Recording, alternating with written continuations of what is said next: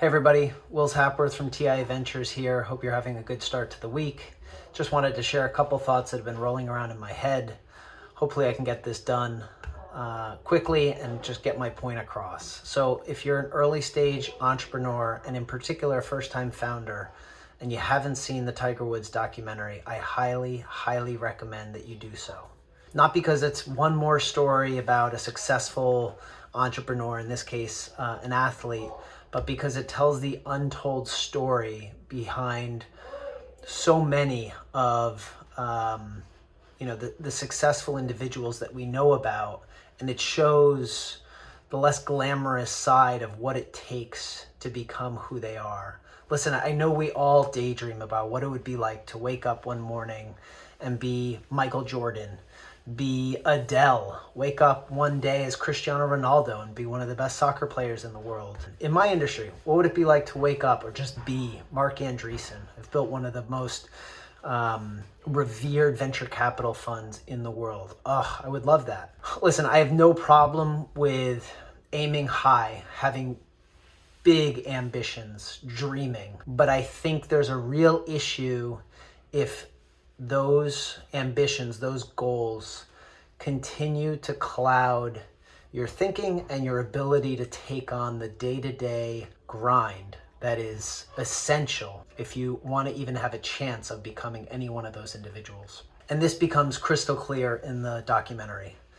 I mean, here's a individual who recovered from tremendous injuries, had, a super flawed character that led him down a bunch of roads that I'm sure he did not want to go down, who halfway through his successful career decided that he was going to change his swing, reinvent himself, somebody who learned to tune out the noise and meditate so that he could focus on winning. And all of that, he did all of this, and he still may never be known as the best golfer of all time. The verdict's still out. Frankly, the winningest golfer of all time is not him. And that's the true entrepreneur's spirit. Is like, I just have to take this stuff on day to day, what's coming at me. I know I want to become great and successful and win, but it's way more important that I focus on the problems that are staring me right in front of my nose. Because if I'm just too focused on, the dream, the idea of starting a startup, the idea of being able to click your heels and one day wake up and be the founder of a successful unicorn business, I'm never going to do what's required day to day, week to week, month to month in order to get there.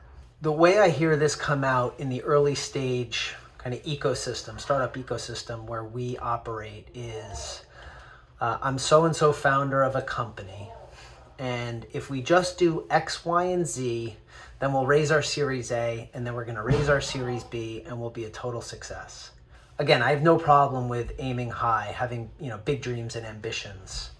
But too often I see this narrative clouding entrepreneurs' ability to figure out and focus on the things that are mission critical, like day to day, and that will enable them to get to each of those inflection points. But they're just too obsessed with the idea of raising their Series A or raising their Series B. It's as though you say, hey, all I need to do is X, Y, and Z, and I'll get there. And you heavily discount just how difficult X, Y, and Z are, because oftentimes X, Y, and Z include dramatically increasing sales, dramatically reducing churn, increasing my customer satisfaction with my product or service.